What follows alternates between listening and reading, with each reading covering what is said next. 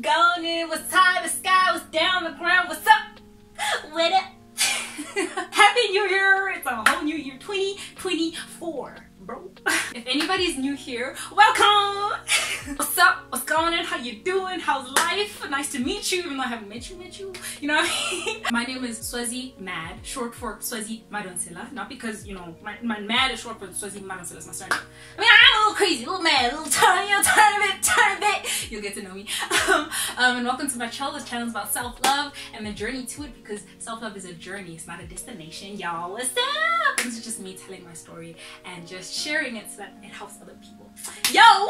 So let's get into it. We're carrying on with the self-love formula. If you forgot the self-love formula, it is self-awareness plus self-acceptance equals self-love, which leads to change. Yeah, that's the self-love formula. And we've been doing self-acceptance. We are in currently like what's it? Expanding on self-acceptance. You'll notice, if you're new here, you'll notice my English sucks. Okay, anyway.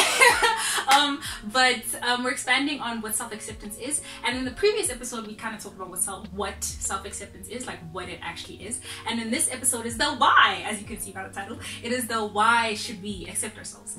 So yeah, let's get into it. Let's go. So the main question, I think the big question is like the thing, why should I accept myself? Like, why should I? And if y'all remember, I always say this, but like, you can't accept something you don't know. So you have to be aware of yourself. So like self-awareness first, before you can accept that thing. You can't accept something you don't know.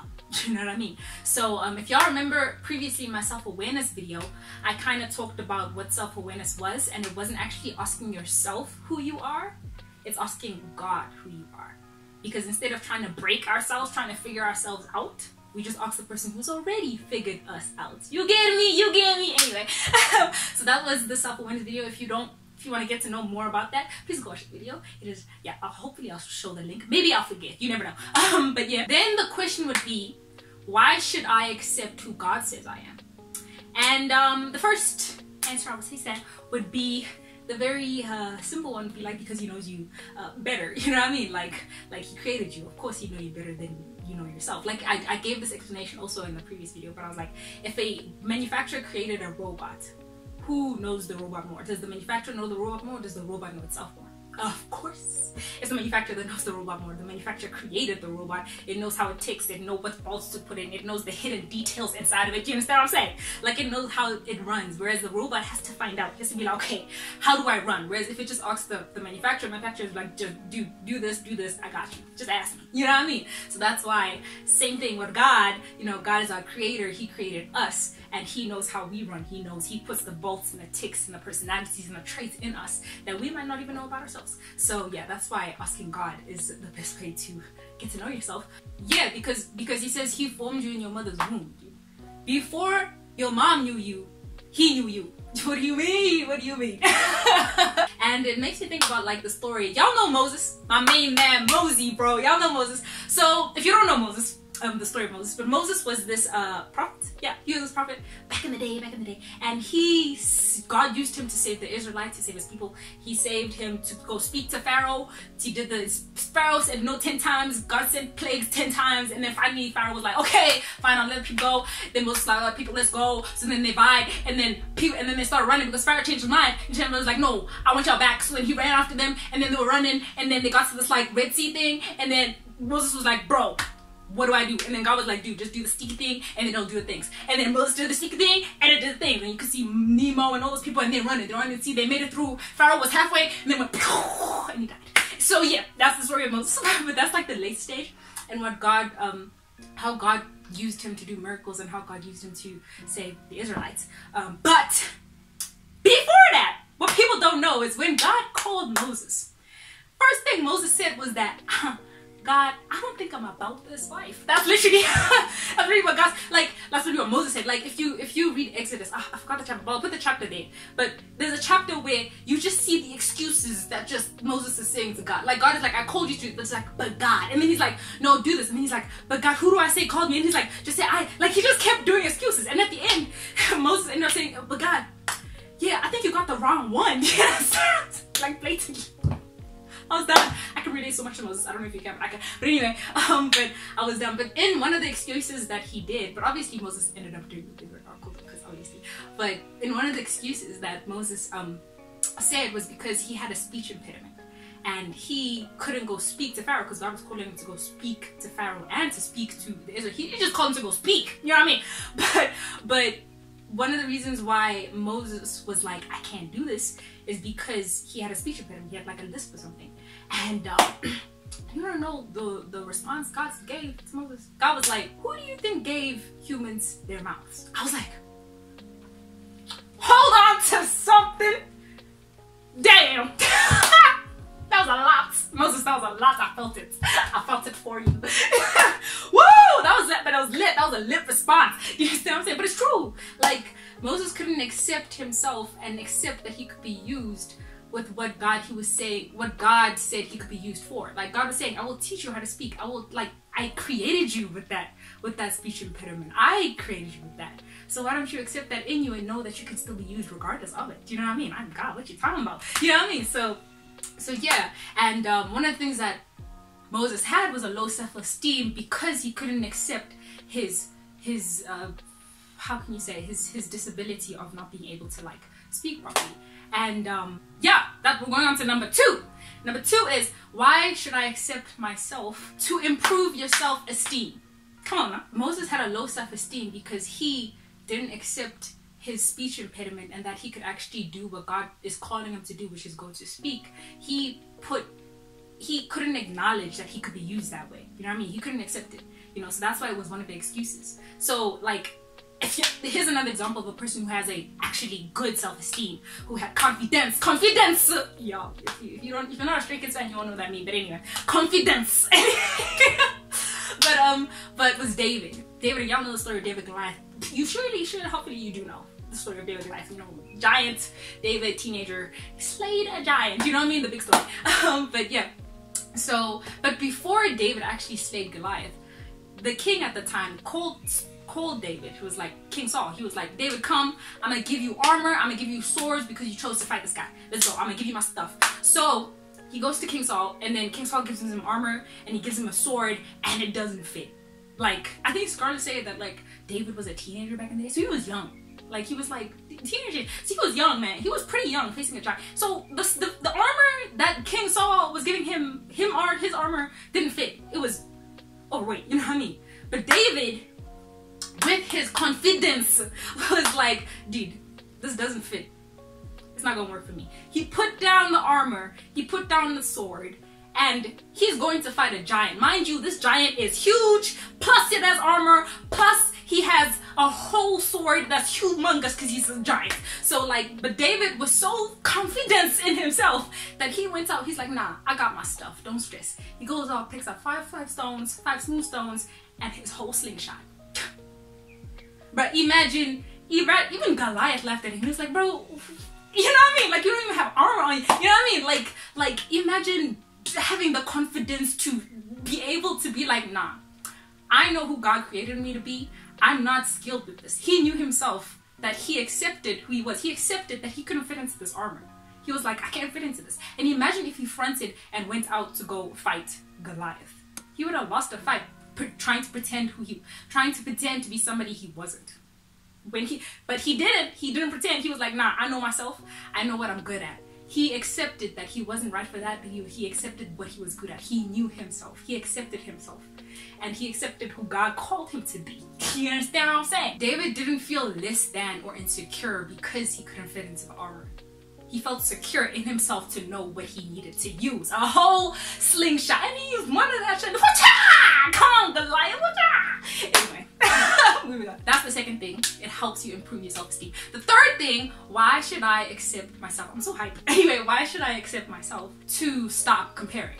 Like, I'm not saying that you're not going to compare every now and then, but it becomes less of a problem than it would be if you haven't accepted yourself. Like, what does a comparison do? Comparison makes you either feel better than somebody else or it makes you feel less than somebody else. You know what I mean? Like, that's all that comparison does. But if you've accepted that God made you beautifully, wonderfully different, like to somebody else, you're equal but you're different. If you accept that, you won't devalue yourself. You know what I mean? Comparing yourself to other people, or try to make yourself feel even better by making somebody else feel worse, or trying to, you know what I mean? So like, for example, I'm gonna use a lot of examples. But for example, I have friends who got lots of amazing opportunities. Like, lots of my friends got amazing opportunities. One went to Korea, one went to, I love Korea. If you don't know, you know by now, I absolutely love Korea. I love Koreans. I love the whole culture. I just love K-pop, K-dramas, K-varieties. I'm within. Do you understand what I'm saying? So I died. So yeah, she went to Korea, she went to Spain, and all my other friends got amazing opportunities. Now, imagine if I started comparing myself to them. Like, I would feel less than, I would be jealous, and I wouldn't be able to celebrate my friends. I could celebrate my friends 1000% over, because I didn't feel the need to want what they had. Like, people would actually come and ask me, be like, yo, dude, don't you want to do what your friends do? I'm like, nah, I'm good. I know I'm not called for that. It's like, I could literally wild out for my friends.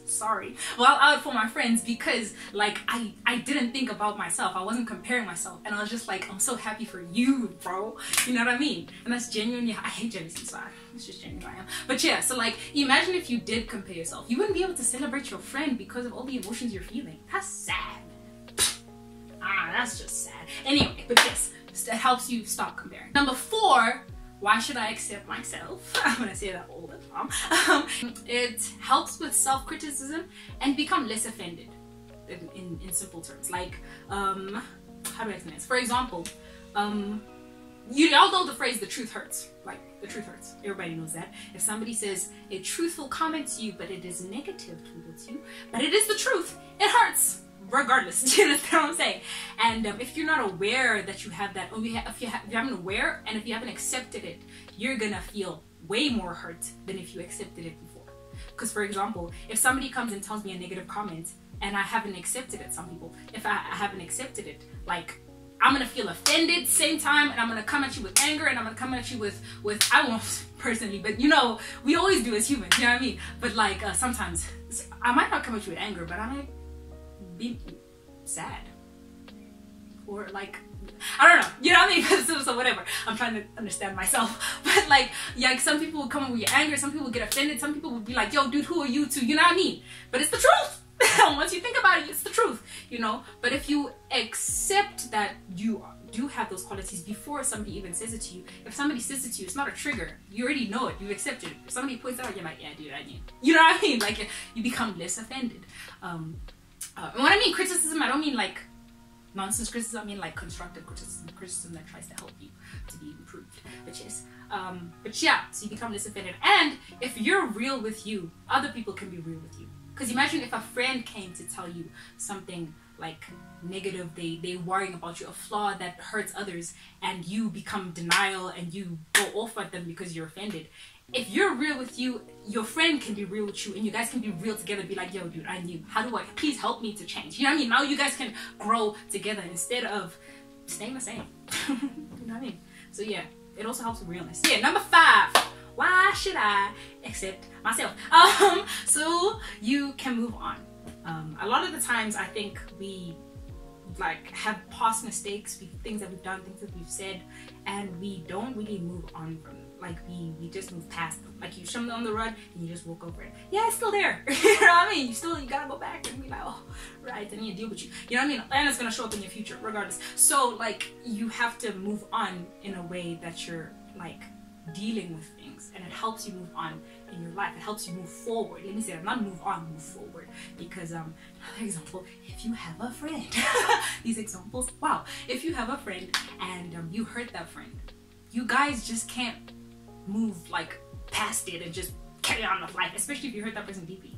Like, that person's either not gonna want to be a friend anymore, or they're gonna have underlying feelings about you for the whole friendship, and it's gonna come out in like little emotions or big emotions, you know what I mean? Because you didn't deal with this one issue. And you also might go on to do it to other friends because you haven't like moved forward and actually learned from your mistakes. But if you actually deal with your friend's pain, you guys can move forward and actually grow together, you know what I mean? So yeah, think of yourself as that friend. Hold up, before I even say that, are you friends with yourself? Think about that. Dwell on it. Anyway. But yes, so yeah, so I should make an EP about that. Anyway, moving on. Number 6 is the deep one. You have to accept your pain. Why do you have to accept your pain? To heal. So, yeah, this one's pretty hard for me. Not because I can't accept my pain, because I don't know it. I try to hide it. I hide it from myself. When I say I don't know it, I literally have to be aware of it first, because I genuinely hide my own pain from myself, unintentionally, unconsciously. I will go through something and it hurt me, but already my brain is hiding it. It's like, nope, we hidden. I didn't even know that I hid it from myself. And then something happens and it triggers me and I'm sad. Then I have to go find, why am I sad? Then I have to ask all the awareness questions. I have to be aware. Like, oh my gosh, it's because of this pain. So yeah, it's a whole journey for me. But I also think it's because I put other people's emotions before mine. So like, I put other people's pains, other people's happiness before my own pain. So I think that's also people pleasing. So I think that's also one of the reasons why finding out why my pain is so hard, because I always hide from myself. But yeah, accepting pain in itself is always hard. But you can only heal after you accept that you're hurt. You know what I mean?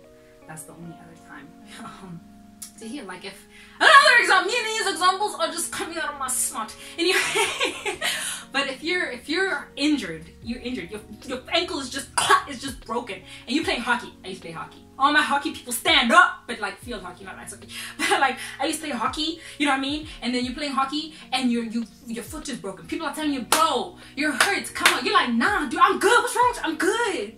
Don't you see what I'm doing? You know what I mean? But you're hurting yourself even more, and you're hurting the people around you. You understand what I'm saying? Because if you're hurt, you're gonna hurt yourself and others around you.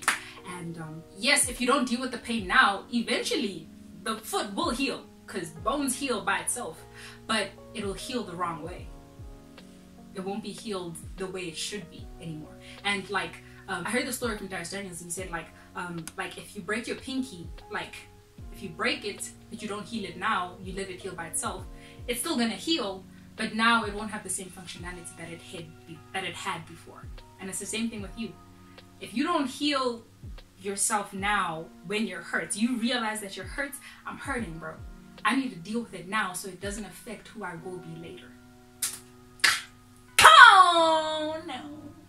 And yeah, to the last one, number 7. Ultimately, why should I accept myself? So that I can change. You know what I mean? Accepting is the second step to change. And I say second because the first is self-awareness. Y'all know this. You can't accept something you don't know. So the first step, you have to become aware of it. Second step is accepting before you can change. You know what I mean? Healing is a result of change. Forgiving is a result of change. Stopping comparing is the result of change. But to get there, you have to not deny that you are these things and accept who you are as you are with all the things. Last example. AA meeting. Alcoholics Anonymous. When you go to an Alcoholics Anonymous, I'm not an alcoholic, by the way. I use this example a lot. I'm not. I drink, but I'm not an alcoholic, y'all. Okay. Just clarify. Just in case. But yes, when you go to an Alcoholics Anonymous meeting, what do they say when you get there? They say you have to introduce it. You have to say, hi, my name is Swazi, and I'm an alcoholic. That right there is a statement of acceptance. Okay, first you had to become aware of your alcoholicness, but like maybe your family told you, maybe you had an epiphany, yo, I need help, you know what I mean? And then when you come to the alcoholics, that thing, the AA meeting, the first thing that they teach you to do is to acknowledge and accept that you are one before you can move on to change. You know what I mean? So yeah, that's what it is. But in the formula, change comes after self-love. And I will tell you that reason in another video, because this video will be long. So yeah, but those are the reasons why I would say we have to accept who God says we are. Yeah. Let me leave you with some mad words, some mad encouragement. You understand what I'm saying? Who you are, who you acknowledge yourself to be, when you accept yourself with all the negatives, the flaws, the features, the positives, everything of yourself, please don't forget that that doesn't make you any less valuable, any less valued, any less beautiful, any less loved, any less called, any less chosen, bro. Like Abraham, y'all know the father of our faith. Father Abraham had many sons. Yeah, that man. Father Abraham had many sons. God called Abraham to be the father of faith, and he said, you will have descendants as many as the stars, and like I will give you a son. Right? The reality though is that Abraham and his wife Sarah were infertile. For how long? Let me tell you. Abraham was 100 years old. He was dust. He was creaking. Do you understand? He was old. Them bones were cracking. Do you understand what I'm saying? They were old and they were then infertile. So that's the reality. That's the fact of the matter. But Abraham couldn't deny that reality. It was his reality. He can't deny it. So he had to acknowledge. He had to accept that yes, this is my reality. But he also accepted that if God said he's gonna do it, okay, he gonna do it. Only God can do it in these circumstances. He accepted both truths. Do you understand what I'm saying? Because if God says he can, God can. I mean, God is God, bro. He created the body. Of course, even if you're first time, you can do this. You know what I mean? So like, see, believing in God doesn't change your reality at all. God just does it in spite of your reality. He's like, bro, I'm gonna do it regardless of what the reality is, which makes it even more.